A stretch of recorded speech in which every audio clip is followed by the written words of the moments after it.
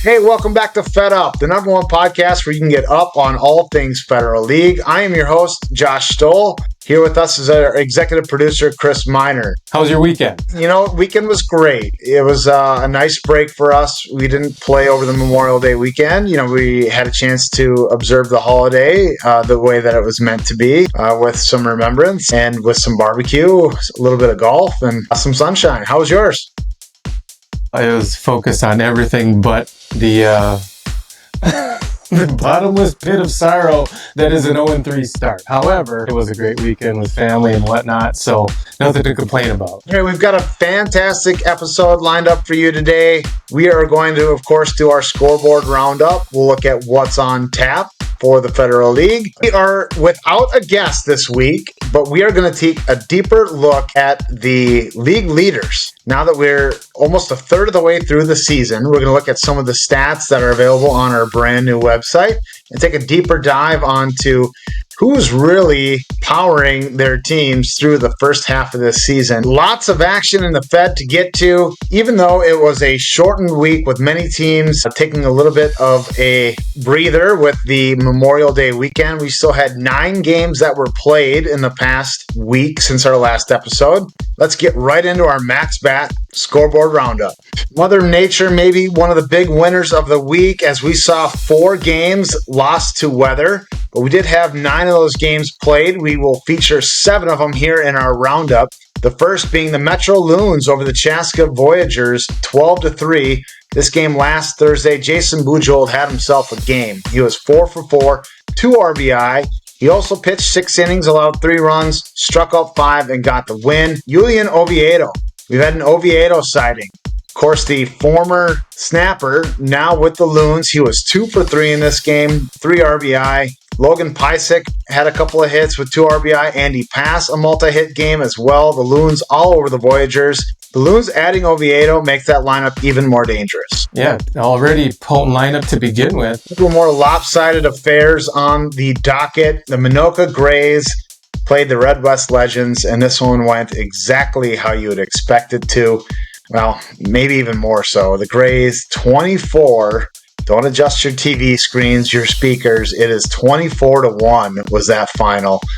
From Castle Field, Jack Nelson went 5 innings, had 8 strikeouts, a complete game win. He was also 4 for 4 in the game with a double, 2 RBI. Michael Crane went 3 for 4 with 5 RBI. 9 different Grays had multiple hits in this game, all over the Legends, 21. I feel bad for Sorny and the guys, but I did see Sorny, I think, got a poke, or I saw a video on Twitter the other day from that game. So that was good to see. But yeah, Minoka is a beast, and Red West, we know what they're going through, so to be expected, right? That's tough. Another game shortened due to the run rule. Hastings Hurricanes 11-1 over St. Patrick. Brent Compoline goes 4 innings, strikes out 5, and gets the win. Fritz Coiro makes an appearance for the Hurricanes, throws an inning. Derek Pfeffer getting it done at the plate. He was 3 for 3. Taylor Pagel, Andy Otto, Michael Bauer all had 2 hits each. Hurricanes big over the Shamrocks 11-1. Forgive me if I'm leading off with the guys, the teams on the business end of things today, but I empathize because we're 0-3, right? But St. Patrick just jumping back into the mix and, early on having to face Hastings.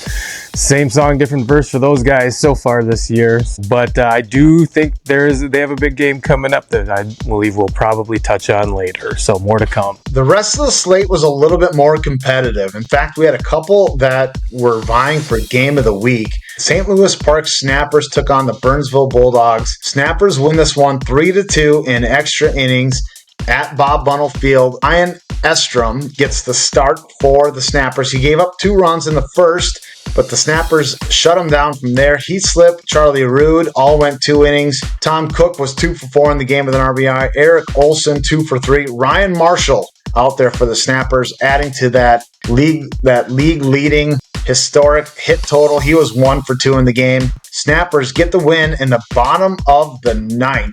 3-2. Big things are expected out of the Snappers, right? And it's an early season test to face a team like Burnsville that throws the way they do and plays defense the way they do. Another game that came down to the wire. This one was decided in the 7th at Big Willow. Jim Brower for Tonka Bay goes 6 innings, gave up 1 run, struck out 10.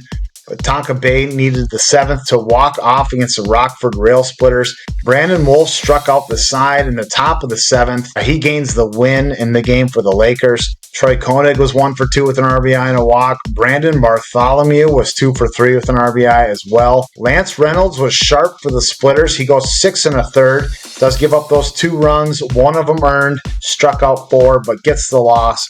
Todd Haig 1 for 3 in the game with an RBI and a stolen base.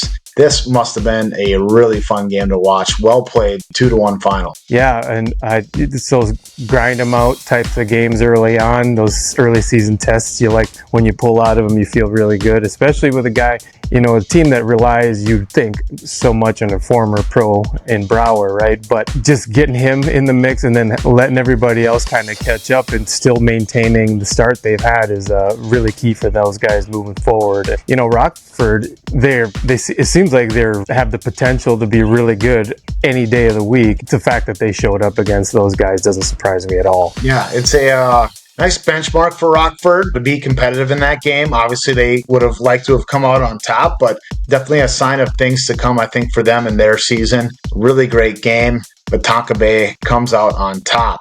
Another close game, the Milltown Outlaws beat the Northfield Millers 4-3. Milltown finds the win column for the first time this year. That game was at Memorial Park. Mike Rothstein, 2 for 2 with 2 RBI.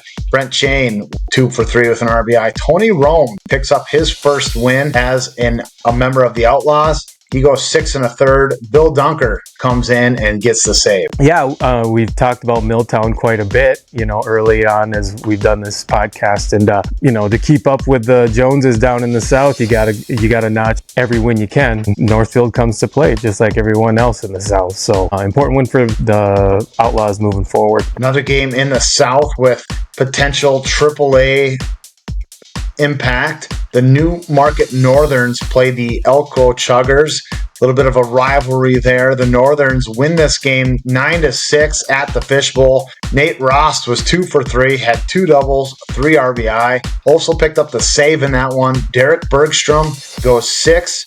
He allowed 6 runs, just 4 earned, but he gets the win. Newmarket moves to 4-1. So there's a play on words pun game somewhere where there's a fish hatchery and they just restock the pond or whatever with all, they let all the grown fish go and they just restock the pond. Because if to have an exodus like that and then just to come out in the South especially and be notching wins here and there, that's really impressive. So I think you said it a couple weeks ago, don't sleep on Newmarket, and I think they're for real. Obviously a good mixture in the action of teams scoring a ton of runs and teams playing in some well-fought pitching duels. Either way, the lumber makes a big difference. What you use will definitely have a huge impact on the results that you experience as a hitter. Can't plug Max Bats enough. Go to their website, use promo code FEDUP for 20% off. Use the same lumber that pros use and get it at a really great rate. Well, now that we've taken a look at the week that was, we've got most of the teams through between 3 to 5 games. Feel like it's time to roll out our first edition of the Fed Up Power Rankings.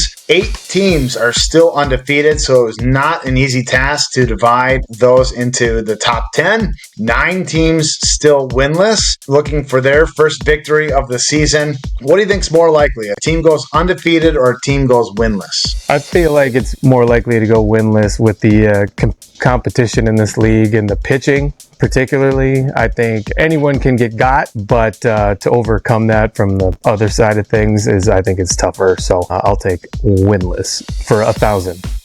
Well, at that number 10 slot, we've got the Newmarket Northerns. They're in at 4-1. Obviously, a team that has played in the championship game a couple of times in recent history. Probably should start a little bit higher on our list, but given the offseason they've had, we've talked about it at length. Starting 4-1 is impressive, but I'm not yet convinced on this team. I haven't seen them with that real hallmark victory yet, that staple that, they go toe-to-toe with one of the big dogs and they come out on top. So I've got Newmarket in at 10 at 4-1. They might be a victim. It's kind of like preseason polling in college football or college basketball when you're going off of what you think's gone on. This so-and-so transferred, whoever, they're going to be down this year. So they're just kind of just disregarded when they should be considered like maybe Georgia. They never have a down year in football, right? They should be in the mix all the time just by name alone. Just one game for the Northerns over the next week. It's against Northfield, so the schedule stays a little bit soft.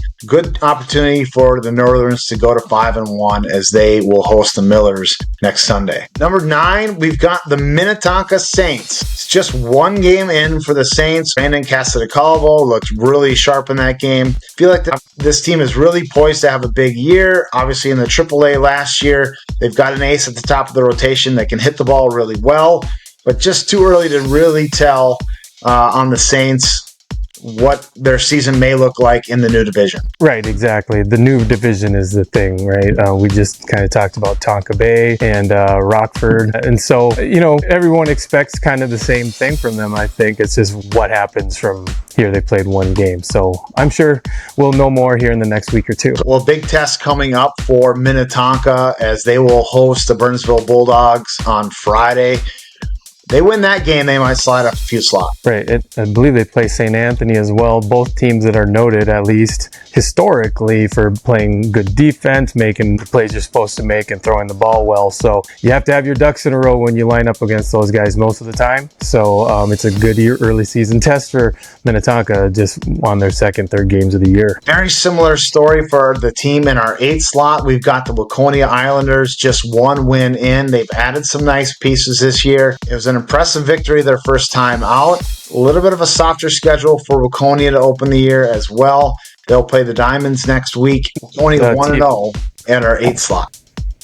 I was just going to say, this is a team that I feel like we need to kind of pay more attention to. They don't get really talked about much, even in the last few years. They've been good, but you don't hear their names pop up a ton. Predicted the team in our 7th slot to be one of the favorites for the AAA this season. In the 7th slot, we've got the St. Louis Park Snappers. New city, new uniforms, a lot of new players. They're 2-0 to start the year. They got out that really impressive victory over the Bulldogs in extra innings. It's a big week for the Snappers. They've got 3 games between this episode and the next. They'll take on the Chaska Voyagers, the Minnetonka Mustangs. Then on Monday, June 2nd, they take on the Minnetonka Saints in what should be a pretty interesting game out of Big Willow. Who was their first matchup?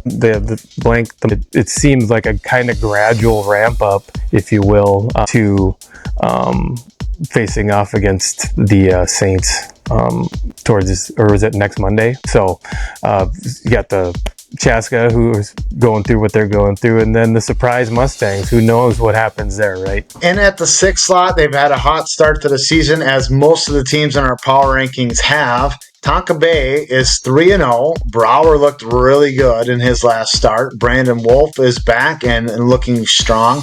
They've added a ton of offensive pieces, but still seem to be struggling to score some runs despite the 3-0 start. Sure. I mean, it's bank on their pitching being there, and just like everyone else, I don't know about you, Josh, but the first time I pick up a bat, step in the box, I'm always afraid of, did I forget how to do all of this stuff?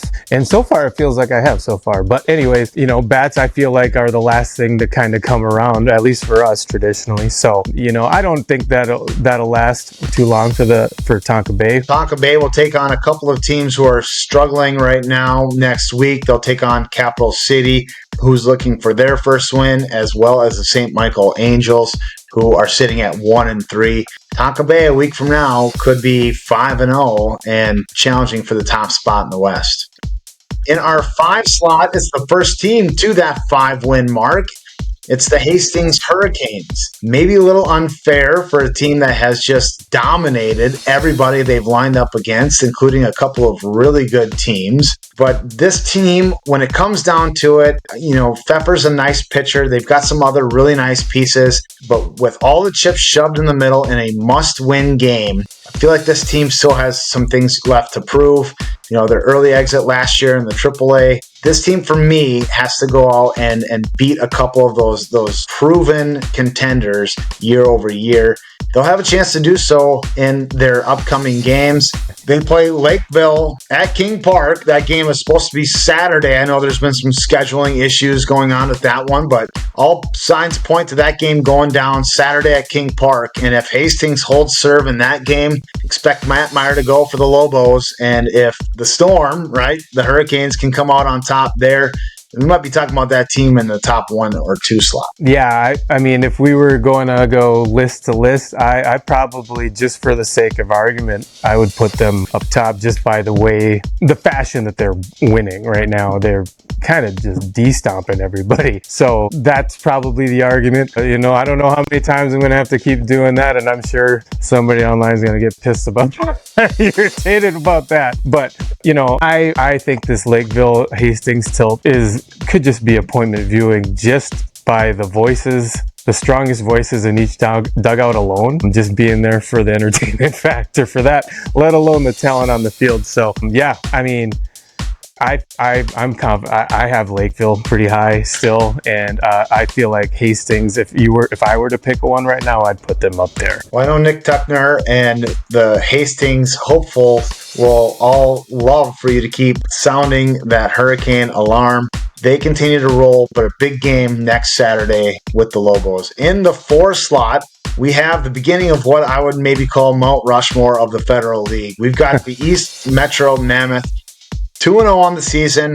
They are doing Mammoth things. Matty Grill looks really sharp.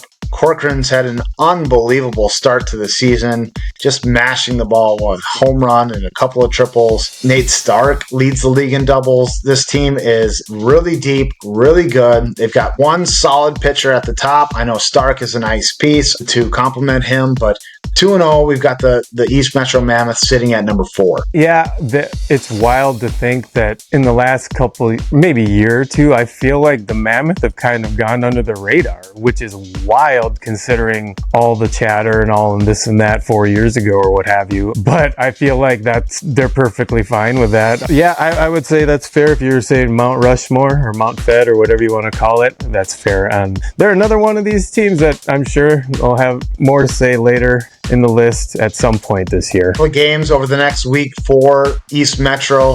They will take on St. Paul JTs, and they will take on your South Metro Saints at Hawks Baseball Field on Tuesday, June 3rd. In the 3-hole, we have the Lakeville Lobos, one of only 2 teams with a loss in our top 10 power rankings. The other was Newmarket sitting at 4-1. Lakeville has an identical record at 4-1. Obviously, they dropped the opener to River Falls. They're 4-0 since. They seem to have Matt Meyer back and healthy as he works up and starts to extend his innings stretch a little bit. They've got Jamie Steinberg, who is mashing the ball right now. This team is really deep, really talented. We've been worried about them hitting the ball in terms of their offensive production, especially against some of those top pitchers. Doesn't seem to be an issue right now. It's Lakeville scoring in bunches and on a hot win streak. Lobos in at number 3. So just everybody on the Lakeville wagon. Josh said we've been concerned about their bats. I haven't been concerned about their bats. I don't know. I'm not concerned about your bats. I know better than that. Are you kidding me? I like them as a pick this year. They're kind of one of those other teams, kind of like the Mammoth, that I feel like slipped under the radar just because they're not one of the louder teams in the league like some of the other ones are. I feel like they're just ramping up. 4 different Lobos have homered already this season. Stolhansky, Matt Meyer, Austin Mitchell, Ben Niebauer. Obviously, there's the King Park asterisk for 3 of those 4. But this team, maybe they hit the ball a little bit better than at least I thought. But again, they need to be able to prove that against some of the top-tier pitchers. Speaking of top-tier pitchers, in at number 2, we've got the Minoka Grays. Can't say enough about their new pieces they've added. Ben Schroeder appears to be the leading candidate for Rookie of the Year. Jack Nelson is back, healthy. They are scoring runs even more in bunches, throwing up that 24 spot against Red West. Minoka is really, really good. And 4-0 to start this season. The two-time defending champs in at number 2. It's wild how good the top 10 teams in this league are. But I feel Minoka is going to be good. I can't wait till they get into the mix of division play with a realignment. We can kind of talk about the same talking points here over and over in these first few weeks. But until we kind of get into more division play, there'll be more to say. But yeah, everyone should be afraid of them right now. One game for Minoka over the next week. They'll take on, it's a big one, the Burnsville Bulldogs Sunday, June 1st at Pacer Field. Let's find out a little bit more about Minoka once they're put to the test against a solid Burnsville team. That leaves the top spot. Picked them as my preseason champion. They have delivered so far. They're 4-0. They've beat some really great teams by good margins. Seem to have a lot of nice offensive pieces they've added to the mix. Christofferson has been brilliant. The Rosemount Pipers in at number 1. I mean, there's not a ton more to say. And apparently that's been reinforced by some of the feedback over the week here. But they've earned it, man. I mean, they're up there. I mean, we'll have more to talk about as the season develops, but you've got to give them their props right now. I mean, it's arguable. I might go a different way, but that's why we have these conversations. And if Cliff wants to fight about it, we can text me. Getting a little bit of X flack, Twitter flack, for how much we've talked about Rosemount this season. But you know what? You want us to stop? Somebody go beat them, right? I mean, this team has an X. Fairly or unfairly, we put it on their backs, and they are just continuing to deliver game after game. Yeah, they've leaned in to it at least, and they're the kind of crew that has the wherewithal and the talent to handle that. So it'll be fun to see them as they face off against as we kind of mix it up in the division a little more here. Well, there you have it. There's our top 10 Fed Up Power Rankings, the first edition. We'll bring you an updated version of it again next week, but it's time now for our next segment. I thought it might be fun to look a little bit deeper into, just some of the box scores, some of the stats that are coming across. There's a great feature on the website called Leaders. You're able to click in there and see the top 5 guys at nearly every statistical category. That'd be fun to kind of look at some of those. I realize we're just about a third into the season, so we've got a handful of guys tied, hitting 1,000. So it's definitely early to really go on. Some teams just having played one game, right? So, but there's some trends and some performances that I think we can pull out of here and really, recognize, some of the guys that are off to some really hot starts. Hits is a great spot to start, and a familiar name in a new spot on top of that list, Julian Oviedo. I don't know how the Snappers let this guy get away. He is a beast at the plate. He's got 10 hits. The only guy in the league right now with double-digit hits. Loon's already so good offensively. Adding him is going to catapult that team, I think, from that 500 record that we predicted him at. I think this team has a shot at being in the AAA. Getting off to a hot start is the best feeling in the world, and that juice, that especially with the new guy coming onto a new team that's performing well, that energy trickles down to the rest of the squad, you'd think. Good hitting, bad hitting, it's all contagious. So nice to see Oviedo off to a hot start and propelling that team to some big offensive performances. Other names on that list, Andy Otto's got 9 for the Hurricanes. Clearly been a nice piece for them. Mike Mickelson from the St. Michael Angels. Not a name we've mentioned many times here on the pod, but he's got 8 hits, as does Joe Hain from the RC Rockets. He is a nice player. He hits in the top spot of that lineup. He plays a great shortstop, big, tall guy. He belted a ball off me. I thought it was gone, but he is a really nice piece for the Rockets. When I was catching the other day, when he's... First of all, the Rockets have a bunch of big, huge-ass dudes now. But, so when he stepped up to the plate, I felt like his toenails had muscles, man. I was like, oh, like, where did you come from? And you play shortstop. All right, cool.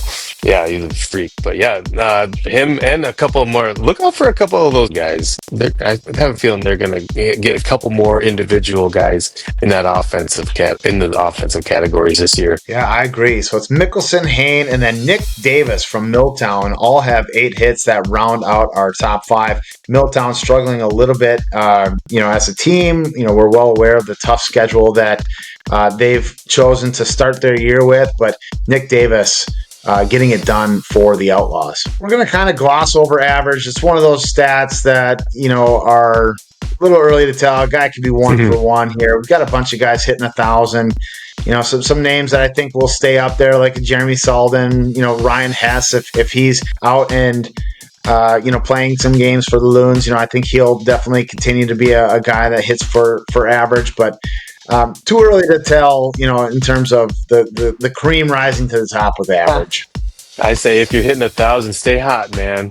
When you're 0 for May, it could be worse. Yeah. Runs scored, though, is a good one to look at. Andy's brother Nate on top of the league right now with runs scored. He's scored 9. It makes sense. The Hurricanes have been putting up runs in bunches. Julian Oviedo, second in this list. When you get on base a ton, you tend to have a better odd of scoring, so that makes sense. Then it's 3 guys tied for 7. Jack Nelson of the Grays, who has been Shohei Ohtani, if there is one, getting it done at the plate and on the mound. Steve Ball from the Hurricanes is up there as well. He must hit close to Otto and have a couple of guys banging him around the base passes as well. But Mike Niemczyk from Newmarket also in there at 7. The run totals for some of these guys rival. I mean, golly, I think we had 3 runs going into the game the other night on the season. Good for those guys, man. That's impressive. Another good stat that you can tell a lot about. I feel like this is maybe a great time to work in my favorite Sweet Lou Piniella line. He borrowed it from a statistician, but Sweet Lou liked to say, statistics are like bikinis. They show a lot, but they don't show everything. So I love statistics. I'm glad that this feature is available to us, but I think one that is a little bit more revealing than others are these extra base categories: doubles, triples, home runs. You don't get those by accident. Those are balls that are most likely struck pretty hard. Leading the doubles category, Nate Stark with 4. I think he had all 4 of those in one game, if I recall correctly, but he still leads the league in doubles. Host of guys with 3: Jamie Steinberg, Nick Davis, Nate Otto, and Cliff Christopherson, all with 3, sitting there in the top 5. Moving on to triples, Tom Corcoran had those 3 triples in one game as well. Huge game offensively for the Mammoth. He leads the league.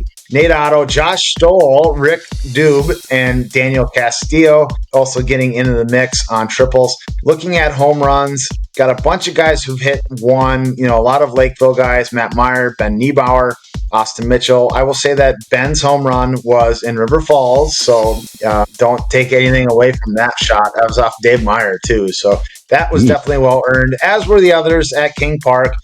Tom Corcoran has got 1 as well. But Emery Hall is your league leader. He went deep twice last night against St. Paul JTs at McMurray. Had 5 RBI in the game. I expect Emery to probably have a couple more before the season's done. Do you think Emery worked out this winter? Yeah. We have, I don't what.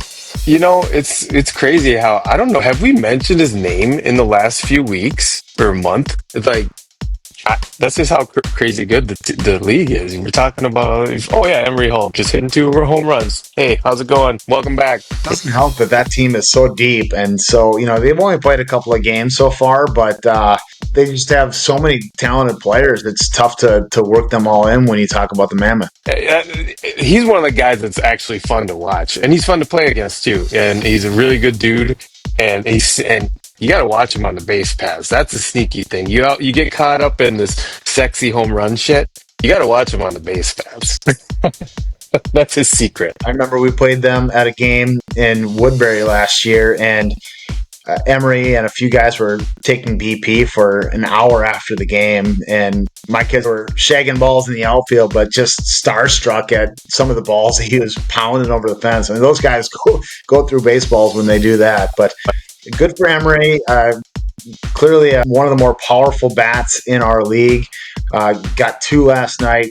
RBI Leading this category, Trevor Stolhansky from the Lakeville Lobos. He's got 8. Then a host of guys tied with 7. Tom Corcoran of the Mammoth, Ross Kramer with the Loons, Jamie Steinberg getting his name on another list with 7, and then Matt Johnson from the Grays at 7. He is just an RBI machine. I was going to say, these are all pretty familiar faces throughout the years, right? Or names throughout that we've heard throughout the years. And Trevor's been doing it since he was with Crystal. So, I mean, more of the same stuff. But I mean, Lakeville, that's what I'm saying. Lakeville, man, I'm just saying. Moving on to stolen bases, you got to get you give the power hitters some love, but you got to give those fleet of foot some love as well. That can oftentimes be, to use a Chris Miner phrase, the straw that stirs the drink. Leading this category, it's a tie between Mark Von Ruden, MVR of the Grays, and Logan Pinkney of the Rosemount Pipers. Ooh. I'd like to see them have a couple in the parking lot and then race each other. Yeah, that would be a good time. Mm-hmm. Also on that list, Nick Davis of Milltown. No surprise, Todd Haig of Rockford. He's got 5. And then Andrew Forsgren from St. Anthony has 4. Giving the feet some love, we can give the eyes some love too. Guys who walk, right? Anyway, knock or walk. Teammate of yours leads the league in that category. Jake Lindsay has 11. Holy smokes, Jake. Already? Oof, not bad. 11? Are you serious? Yeah, that's what it says. He leads the league. He's 4 clear of Nate Rost, who is second on that list with 7 from Newmarket. Eric Olson has 5 from St. Louis Park. And then 2 more Northerns getting in the mix. Tyler Bergstrom and Mike Niemczyk round out the top 5. Hey, patience this early at the plate is a virtue. And that being said, is one of the more reasons why I cannot believe Jake Lindsay's on this list. Because he's a crazy free swinger. So, well, let's give the hurlers some love next. Complete games can be a misleading stat at times, but a couple of guys with 2 already. Scott Angus of Vesely and Sean Model from St. Michael. Could mean they were great pitching performances, could show a lack of bullpen depth, but those are 2 guys that can clearly go the distance, whether it be in a win or a loss. Scott, I know, is a guy that can work himself out of some jams, keep himself in the ball game. Model, he'll have a chance whenever Pluff's not there to go bulldog down and get things done as well. Casa de Calvo, Matt Grill, Manny Lopez, and I'm sure a host of others have won. But it's not an easy task to stay in a game for 6 or 7 innings. No, especially early on. And oftentimes, like the guy for Richfield, the kid for Richfield the other night, it was raining. It was kind of gross out. And the game was just getting away from him a little bit, right? And you just feel bad because he was just eating it. Because he had to, because that's what they had that day, right? And so I know a lot of other teams are in the same situation. So if you got a guy that can go the distance this early and you're confident that he's going to be good, I mean, I bet you that you'll see Brandon, you'll see Cliff, you'll see a couple other guys with multiple DGs by the end of the year. Matt Grill, those kinds of guys. Place that'll show up as innings pitched. Bujold leads the league in that category from the Loons. He's got 17 already. Scott Angus with 15. Trent Larson of the Burnsville Bulldogs with 14. Derek Bergstrom also has 14. Cliff Christopherson also has 14. Clearly a stat that will have carry some weight when it comes to August, as the miles rack up on some of these arms. Hopefully guys stay healthy and can, handle what they're being given, but some very familiar names on that list. Wins, another stat, pitching stat that can be a little misleading. You can get beaten in a shucks 1-0 game, or you can win 11-9. Brower kind of maybe got robbed of a win, on a gem that he threw the other night, and Wolf cleaned up and was able to collect that stat. So take it for what it's worth, but Derek Bergstrom of the Northerns has 2, as does Brian Vosepka from Lonsdale. Ben Schroeder has a couple of wins already for the Grays. Al Weeman has a couple of wins for the Northerns. And Cliff Christopherson also has 2. Rolaids relief man. Saves is not an easy category to record a stat in the Federal League, but Trent Larson of the Burnsville Bulldogs has 2 already. ERA, kind of the same thing as batting average, on the other side. Host of guys tied with 0 there. A little misleading. Something that we'll pay attention to more as we do this maybe second or third time, later in the season. Strikeouts is one that I feel like we can learn a lot from. Christopherson leading the league in that one with 26. Jim Brower, 25. He collected 10 in one game. Unbelievable. Jason Bujold has 18 Ks in 17 innings. Also pretty notable. Wade Johnson of the JTs has 17, as does Jack Nelson of the Grays. A lot of big time arms on that list. I'd say, how many does Cliff have? 26? Yeah. Okay, man. So here's a plug for entering your stats. I think it's one of the cooler things, about the Federal League that we have a feature like this that we're tracked. It kind of makes you feel a little bit like a big leaguer. So love being able to look at that and see some names around the league that are doing well. The new website, it's a work in progress. I will say that. Definitely some changes there, and people don't like change. You can tell it started off as kind of a hockey site. There's some changes that they need to make right, but Lars is working diligently on that. So I think some patience. This really has a chance to be cool. I love how sortable it is, how present it is. It looks fresh. It looks clean. So make sure you're using it. Get out there and look at the schedule, poke around on the stats. It's full of information, and it's only as good as the input that you put into it. Well, it's time now to look at what's on tap in the Federal League. But first, let's look at what's on tap at Tap Society. The weather's getting warmer. Seltzers are all the rage right now, and there's two really good seltzers at Tap Society. The first is Blood Orange Hard Seltzer. It's out of Fulton Brewing right here in Minneapolis. For all those times you're looking for something that's cold, crisp, light, and totally refreshing, fruit-filled flavor, that's the Blood Orange Hard Seltzer. The other one is called the Florida Seltzer Pineapple Mango, but it's out of Wisconsin. Sounds delicious. Pineapple, mango, hit the spot on a hot day. Oh, for sure. And it's from Wisconsin. Where in Wisconsin? Does it say? Waunakee. Waunakee? Oh, okay. Right on. Yeah. Just in time. As you can see right here, it's starting to lighten up a little bit. That's why I've been sitting outside the last couple of times I've been on, just because I've been going stir crazy. So yeah, those flavors just in time for summer. I love getting Chris Miner in the elements. So I'm digging the backdrop. My sunny disposition on full display today. Well, you can find those and 24 other taps on a rotating basis at Tap Society. Don't forget about their daily happy hour from 3 to 6. If you haven't checked it out yet, you got to do it. It's a great spot. Tell them Fed Up sent you. So, Chris, you and I are recording this on Thursday morning, same day as the release. 5 of the games that were on the schedule for the coming week have been played already. Both of our teams got 10-run wins. Yours against the RC Rockets, us against Northfield Millers, East Metro Dimes, St. Paul JTs. The St. Louis Park Snappers got a win over the Voyagers. Some good games played over the last couple of days, but looking ahead now in line with the segment, we've got 26 games left from tonight through next Tuesday, and it starts with a doozy. We've got the Elko Chuggers going to Lakeville, playing the Lobos, kind of a rivalry game. It's going to take place at King Park, 8 o'clock tonight. I'm looking forward to this one. I think Lobos obviously getting hot, but Elko's a team that will get up for this game, and I think give them a run. Well, absolutely. And I just can't help, it's Thursday, we're ramping up towards the weekend, and like you said, I know our team has like 4 games in 7 days or 8 days or something like that. Like everyone's starting to kind of really ramp up here, so you can kind of feel it. So a matchup like Elko Lakeville is probably the perfect way to get it started. And this is the time of the year where you need pitching depth. You can't survive on, one guy alone this time of the year when you're playing 3-4 games in a week. So we'll start to see that come out a little bit, and we'll see the haves separate themselves from the have-nots. But tomorrow night, we've got another good one, and we're going to double up on some of these games, but I think it's worth doing because there's some real great matchups over this next week. Tomorrow night at Big Willow, the Minnetonka Saints will host the Burnsville Bulldogs.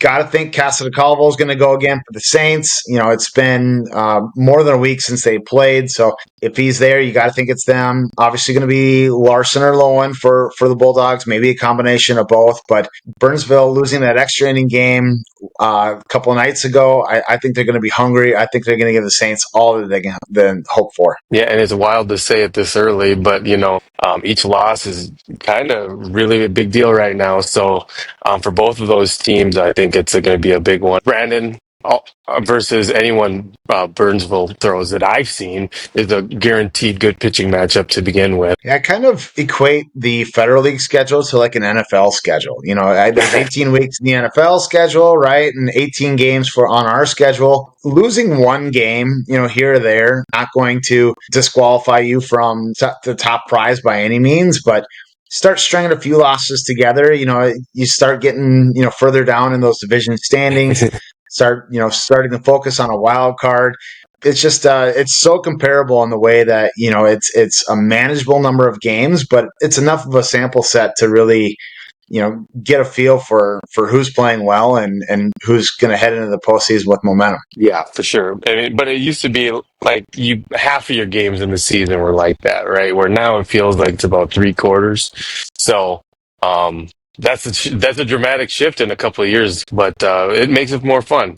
Well, the action doesn't stop. The following night, Saturday, we got the Lobos back in another feature game, this time hosting the Hastings Hurricanes. I know there's been some back and forth between the managers on getting that scheduled with, maybe some field availability, but sounds like that will take place 5 o'clock at King Park.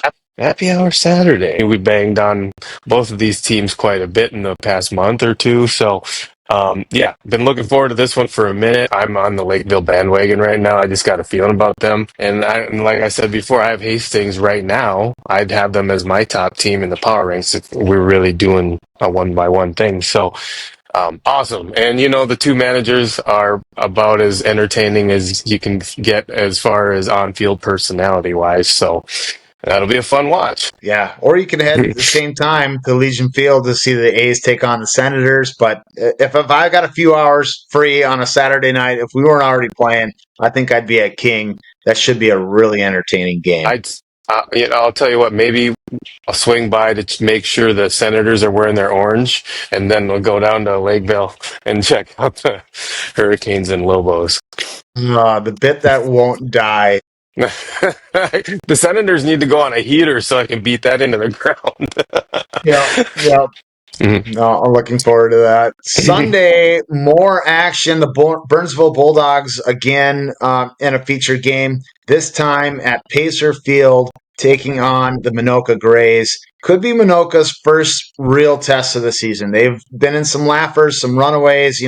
They played that relatively close game against the Angels. This could be a game that the Grays are really pressed. Could even see Burnsville win this one.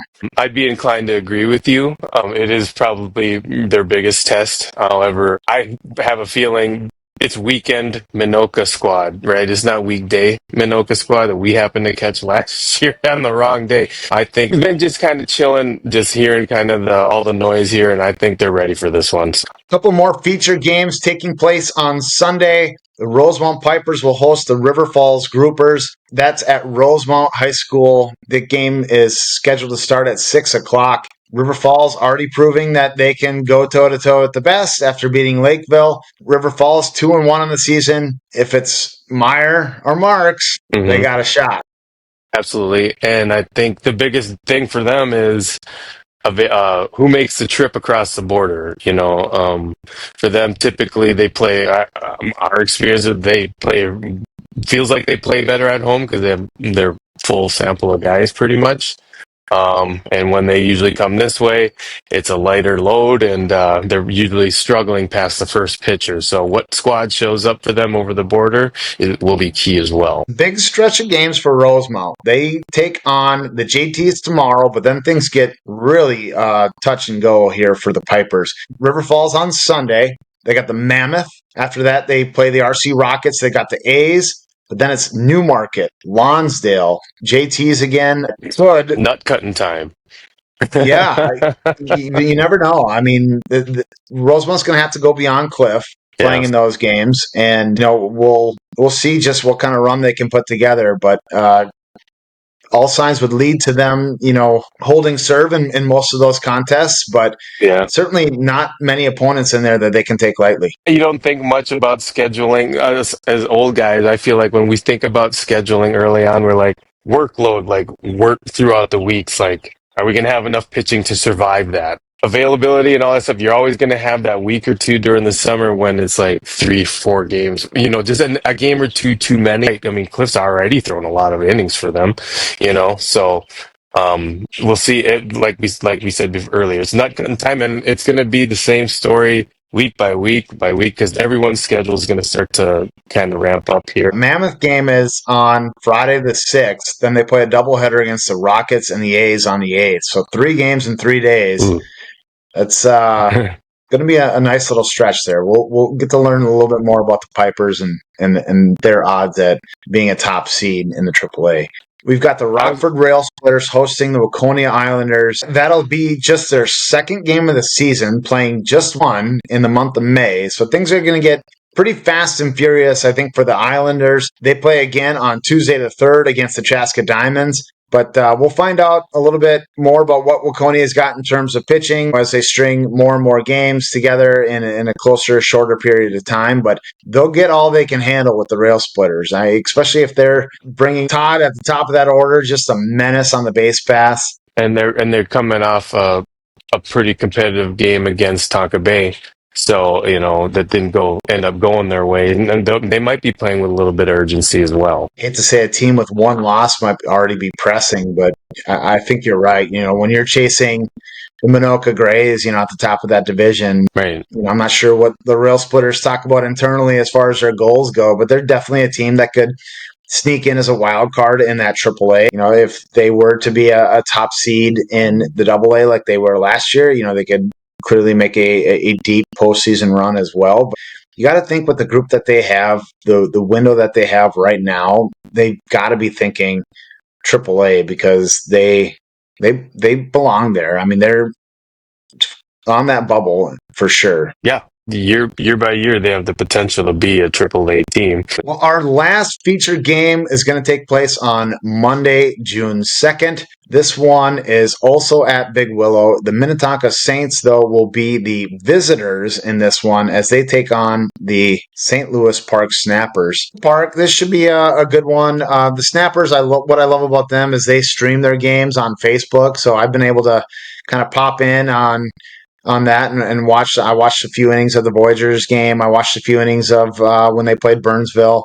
That's right. Great camera work there by Mr. Wilson and getting that all set up. But this would be one that I will definitely be watching on Monday. I invite the rest of the league to do it too because it should be a well played game. Yeah, absolutely.